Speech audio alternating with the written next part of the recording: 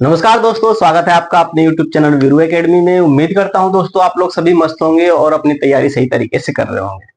दोस्तों, पिछले लेक्चर में हमने ब्लड के बारे में कुछ जानकारी आपको दी थी। आज हम उसी सीरीज को आगे बढ़ाएंगे और ब्लड के बारे में और जानकारी इकट्ठा करेंगे। ठीक है दोस्तों, चलिए आगे चलते हैं। हमने जाना था दोस्तों पिछले लेक्चर में कि जो ब्लड होता है वह सॉलिड और लिक्विड दोनों पार्ट से मिलकर बना होता है। बात करें सॉलिड में क्या होता है और लिक्विड में क्या होता है। यहां पे हम लिख लेते हैं लिक्विड और यहां लिख देते हैं क्या, सॉलिड। सॉलिड सॉलिड कहने का मतलब ठोस और लिक्विड कहने का मतलब तरल। हमने आपको एग्जांपल भी दिया था कि कैसे चीनी को जब हम पानी में घोलेंगे और नींबू को भी पानी में घोलेंगे तो एक सोल्यूशन तैयार होगा। तो जैसे शरबत बनता था वैसे ही यहाँ पे ब्लड बनता है। कुछ सॉलिड पार्ट और कुछ लिक्विड पार्ट मिलकर के आपस में क्या बनाते हैं, ब्लड बनाते हैं। चलिए दोस्तों, आपकी जानकारी के लिए बता दूं कि जो प्लाज्मा होता है उसमें कितने परसेंट, 90% क्या पाया जाता है, पानी पाया जाता है। और बाकी जो रिमेनिंग 10% है वो क्या पाया जाएगा, 10% जो है वो प्रोटीन पाया जाता है। अब बात करें दोस्तों, जो प्रोटीन पाया जाता है 10%, उसमें कौन कौन सा प्रोटीन पाया जाता है, तो उसकी बात करें हम तो प्रोटीन यहाँ पे 3 प्रकार के प्रोटीन पाए जाते हैं। पहला प्रोथ्रोम्बिन और दूसरा है फाइब्रिनोजेन।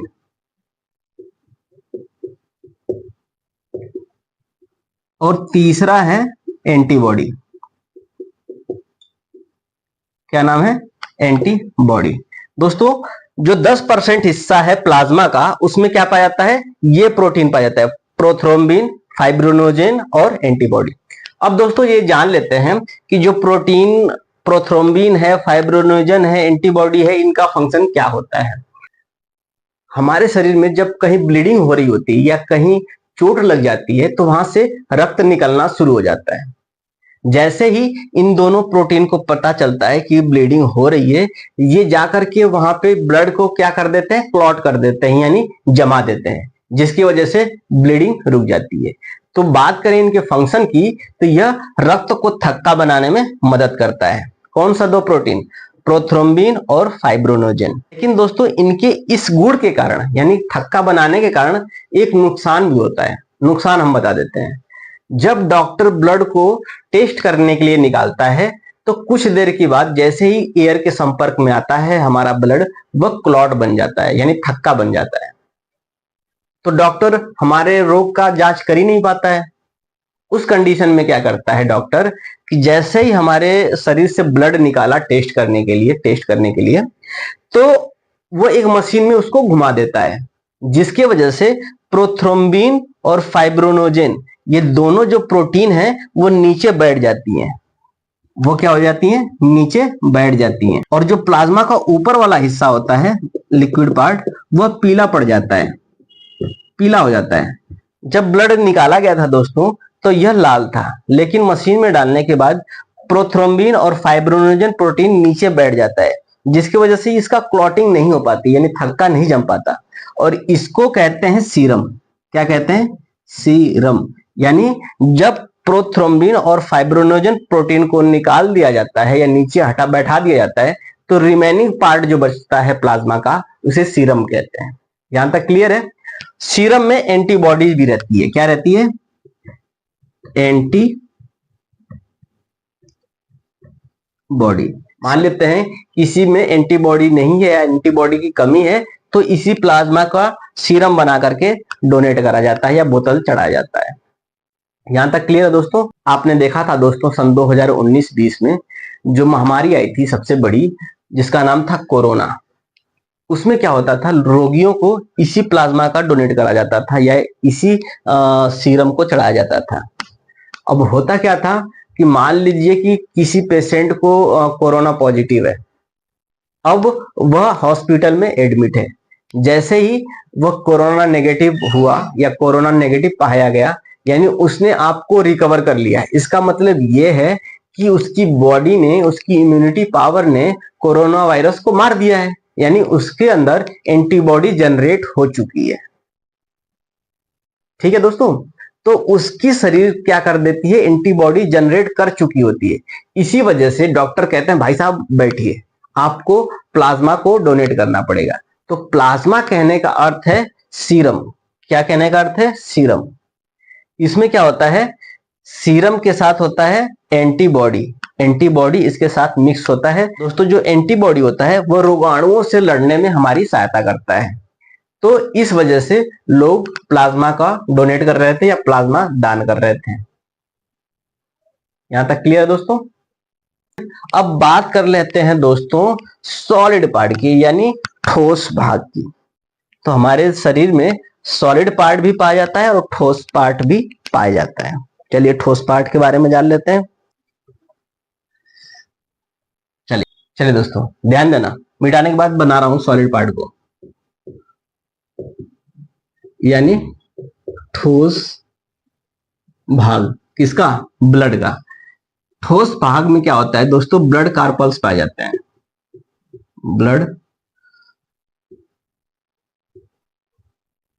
ब्लड कार्पल्स, इसको हिंदी में बात करें तो रुधिराणु बोलते हैं। क्या बोलते हैं, रुधिराणु। रुधिराणु होते हैं, वह ठोस पार्ट होते हैं ब्लड का। यदि बात करें यह कितने परसेंट हिस्सा होता है, तो जो प्लाज्मा होता है वो 60% होता है, और यह हिस्सा कितना होता है, ठोस हिस्सा कितना परसेंट होता है, 40% होता है। बात करें रुधिराणु की, तो रुधिराणु 3 प्रकार के होते हैं हमारे बॉडी में। अब इनका एक एक करके जान लेते हैं। एक का नाम है आरबीसी, यानी रेड ब्लड कार्पल्स, और दूसरा है डब्ल्यूबीसी, यानी व्हाइट ब्लड कार्पल्स, और तीसरा है ब्लड प्लेटलेट्स। क्या है, ब्लड प्लेटलेट्स। तो इन तीनों के बारे में हम जानेंगे। दोस्तों जो आरबीसी होता है वो हमारे शरीर में कितना पाया जाता है, 50 लाख पाया जाता है। कितना लाख, 50 लाख। ध्यान देना, कितना लाख पाया जाता है, 50 लाख। जबकि जो डब्ल्यूबीसी होता है वह कितना पाया जाता है, 10,000। कितना पाया जाता है, 10,000। और जो प्लेटलेट्स होता है दोस्तों, वह हमारे शरीर में 1.5 से लगभग 4 लाख के संख्या में मौजूद होता है। ये तो संख्या पाई जाती है हमारे ब्लड में, किसकी, आरबीसी की, डब्ल्यूबीसी की और प्लेटलेट्स की। अब आगे हम जान लेते हैं दोस्तों कि जो आरबीसी होता है उसके अंदर क्या चीज पाया जाता है जिसकी वजह से ब्लड लाल होता है। तो वो पाया जाता है हीमोग्लोबिन। क्या पाया जाता है, हीमोग्लोबिन, जिसकी वजह से जो रक्त होता है वह लाल होता है। और हीमोग्लोबिन के अंदर एक एलिमेंट होता है, तत्व होता है, जिसका नाम है आयरन। दोस्तों आयरन का नाम सुन के आपको याद हो रहा होगा कि यार लोहा और ब्लड में हमारे, तब तो बहुत नुकसान है। लेकिन दोस्तों ये जो आयरन है वो नैनो पार्टिकल के रूप में है, जो हमें नुकसान नहीं पहुंचाते हैं, फायदा ही देते हैं। आपको ये नहीं कि ये जो बड़ा लोहा आप देख रहे हैं वो हमारे ब्लड में होता है, ऐसा नहीं है। वो नैनो पार्टिकल होता है जो हमारे ब्लड के लिए बहुत ही उपयोगी है। यदि हमारे बॉडी में आयरन की कमी हो जाती है, इसका अर्थ है हीमोग्लोबिन की कमी हो गई। यदि हीमोग्लोबिन की कमी हुई, इसका मतलब है आरबीसी की कमी हुई। यदि आरबीसी की कमी हुई, इसका मतलब है हमारा ब्लड की कमी हुई। यानी आयरन ही है जो आरबीसी को कंट्रोल करता है और हमारे ब्लड के लेवल को भी कंट्रोल करता है। यदि बात करें दोस्तों कि आयरन की कमी से या हीमोग्लोबिन की कमी से या आरबीसी की कमी से कौन सा रोग होता है, एनीमिया। जो एनीमिया डिजीज है दोस्तों, इसमें क्या होता है, लोग बाग बिल्कुल कोई काम करने का मन नहीं करेगा, कहीं यहां से वहां जाने का मन नहीं करेगा, बिल्कुल शरीर में एनर्जी नहीं रह जाएगी एनीमिया में। अब दोस्तों जाहिर सी बात है, जब एनीमिया डिजीज हो जाएगा यानी ब्लड की कमी हो गई आपको, जब ब्लड की कमी हो जाएगी तो पता है क्या दिक्कत होगी। एक बार अपना माइंड डाइवर्ट करिए और सोचने की कोशिश करिए कि जब खून की कमी हो जाएगी शरीर में तो क्या घटना घट सकती है, बताइए। दोस्तों जब हमारे बॉडी में खून की कमी हो जाएगी, इसका अर्थ है जो हमारे बॉडी को ऑक्सीजन प्रोवाइड करने का काम करता है कौन, ब्लड। यानी ऑक्सीजन प्रॉपर तरीके से हमारे अंगों को प्रोवाइड नहीं कर पाएगा। जब हमारे अंगों को ऑक्सीजन नहीं मिलेगा तो वो अपना प्रॉपरली 100% फंक्शन नहीं कर पाएंगे। यहां तक क्लियर है दोस्तों?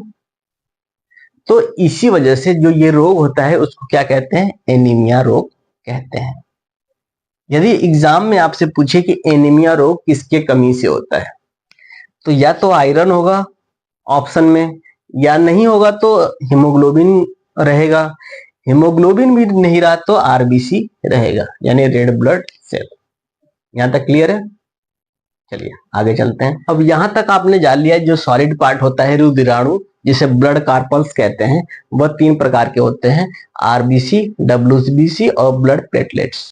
दोस्तों हमने ये भी जान लिया कि जो आरबीसी होते हैं उनकी संख्या हमारे बॉडी में कितनी होती है, डब्ल्यूबीसी की संख्या कितनी होती है ब्लड में, और ब्लड प्लेटलेट्स की संख्या हमारे ब्लड में कितनी होती है। तो अब हम जान लेते हैं जो रुधिराणु होते हैं उनकी जीवन काल कितनी होती है, यानी आरबीसी, डब्ल्यूबीसी और प्लेटलेट्स की जो जीवन काल है, यानी कितने समय तक हमारे ब्लड में रह सकते हैं, उनका जीवन काल हम जान लेते हैं। जो आरबीसी होता है दोस्तों, आरबीसी का जीवन काल होता है 120 दिन। कितने दिन? 120 दिन। यानी 120 दिन के बाद ये सेल्फ क्या हो जाएंगे? डिस्ट्रॉय हो जाएंगे। अब इसके बाद बात करते हैं डब्ल्यूबीसी की। डब्ल्यूबीसी का जो जीवन काल होता है वह 4 डे का होता है। कितना डे का? 4 डे का। और इसके बाद जानते हैं ब्लड प्लेटलेट्स की, तो इसका होता है 7 दिन। कितना दिन? 7 दिन। 17 दिन नहीं, 7 दिन।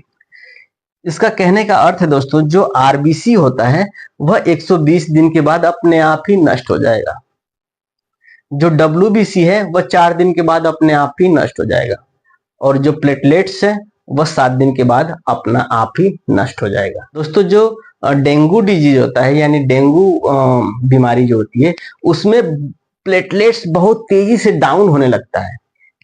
यह 150 से ज्यादा होना चाहिए नॉर्मल मनुष्य के शरीर में, जबकि डेंगू होने के बाद यह लगभग 90,000 तक, 60,000 तक पहुंच जाता है। और एक बार जब डाउन होने लगता है दोस्तों, तो एक साथ वो लगभग 30,000 की क्वांटिटी में खत्म होता है। उस हिसाब से बढ़ता भी है। यदि बात करें दोस्तों कि जब भी डेंगू हो आपको, तो तुरंत डॉक्टर से कंसल्ट करना चाहिए। क्यों? क्योंकि जो प्लेटलेट्स है वो इतना तेज डाउन होता है कि आपको संभलने का मौका ही नहीं देगा। यदि प्लेटलेट्स का फंक्शन जानने की कोशिश करें दोस्तों, तो जो प्लेटलेट्स होता है वह भी रक्त को थक्का जमने में मदद करता है। और जो डब्ल्यूबीसी है यह एक प्रकार की इम्यूनिटी पावर है। तो हमने जान लिया दोस्तों कि जो आरबीसी होता है वो ऑक्सीजन को वहन करता है, एक स्थान से दूसरे स्थान तक लेके जाता है, क्योंकि इसके अंदर हीमोग्लोबिन पाया जाता है, और हीमोग्लोबिन ही ऑक्सीजन को एक स्थान से दूसरे स्थान तक लेके जाता है और पूरे शरीर में ऑक्सीजन को सप्लाई करता है। जबकि जो डब्ल्यूबीसी है वह रोगों से लड़ने की ताकत प्रोवाइड करता है। जो ब्लड प्लेटलेट्स है वह क्या करता है? ब्लड का थक्का जमने में भी मदद करता है। तो इसकी संख्या में बात होगी, इसकी जीवन काल की बात होगी। दोस्तों इसी वजह से हमें क्या करना चाहिए? ब्लड डोनेट करना चाहिए। क्यों? क्योंकि 120 दिन बाद आरबीसी खत्म हो जाएगा ऑटोमेटिक, किसी की भी कोई जरूरत नहीं है। 4 दिन बाद डब्ल्यूबीसी खत्म हो जाएगा, और 7 दिन बाद क्या हो जाएगा? प्लेटलेट्स खत्म हो जाएगा। खत्म कहने का अर्थ ये हुआ कि ऑटोमेटिक खत्म हो जाएगा, दूसरा तब तक बन जाएगा। ठीक है दोस्तों, तो 4 दिन बाद हमारे डब्ल्यूबीसी खत्म होते हैं, 120 दिन बाद हमारा आरबीसी, और 7 दिन बाद हमारा प्लेटलेट्स खत्म हो जाते हैं और नया बनता रहता है। साइक्लिंग प्रोसेस है। एक चीज आपकी जानकारी के लिए बता दूं दोस्तों कि जो आरबीसी होता है उसमें न्यूक्लियस नहीं पाया जाता, न्यूक्लियस नहीं पाया जाता, और ना ही लाइसोसोम पाया जाता है। ये क्या करता है? लाइसोसोम क्या करता है दोस्तों? लाइसोसोम का फंक्शन क्या होता है कि जब हमारे बॉडी में कोई ऐसा सेल है जो डैमेज है उसको खत्म करने का काम करता है, जबकि न्यूक्लियस क्या करता है? इन सारे चीजों को कंट्रोल करता है। जो इसमें आरबीसी में नॉन न्यूक्लियस है और ना ही लाइसोसोम है। इसका अर्थ ये हुआ कि यदि कोई सेल डैमेज हुआ या यदि कोई आरबीसी डैमेज हुई तो उसे निकालने का काम कौन करेगा? कोई नहीं करेगा, क्योंकि लाइसोसोम है ही नहीं, तो वैसे ही पड़ा रहेगा हमारे ब्लड में, तो सड़ता रहेगा। तो इससे बचाने के लिए नेचर ने यानी भगवान ने एक बहुत ही अच्छा उपाय निकाला है। उपाय क्या है दोस्तों, कि जितने भी ब्लड हैं वह एक अंग से होकर निकलते हैं जिसका नाम है प्लीहा। प्लीहा जिसे स्प्लीन बोलते हैं, स्प्लीन। ये सारे रक्त जो होते हैं प्लीहा से होकर के बहते हैं। तो प्लीहा में कई सारे बॉडीगार्ड हैं, वो क्या करते हैं, डंडा लेके खड़े रहते हैं, रक्त जाओ भाई, रक्त जाओ, रक्त जा रही होती है, कहें रक्त जाओ, निकलो निकलो निकलो, भाई तू तू इधर था, तू इधर, कैसा सुस्त हो रहा है, तेरे टांग टूटा हुआ, चल इधर आ। फिर चल भेजता है। यदि आरबीसी कोई ऐसा खराब मिल गया तो वह निकाल करके अपने पास रख लेता है और मार और के दफना देता है। इस वजह से दोस्तों जो प्लीहा होता है उसे आरबीसी का कब्रगाह कहते हैं या कब्रिस्तान कहते हैं, क्योंकि ये आरबीसी जितने भी नष्ट हुए रहते हैं उनको क्या कर देता है, खत्म कर देता है स्प्लीन में यानी प्लीहा में। तो दोस्तों आज तबीयत थोड़ी डाउन है, इस वजह से आज क्लास को यही खत्म करते हैं। मिलेंगे कल नए उमंग, नए तरंग और नए जोश के साथ। तब तक के लिए जय हिंद।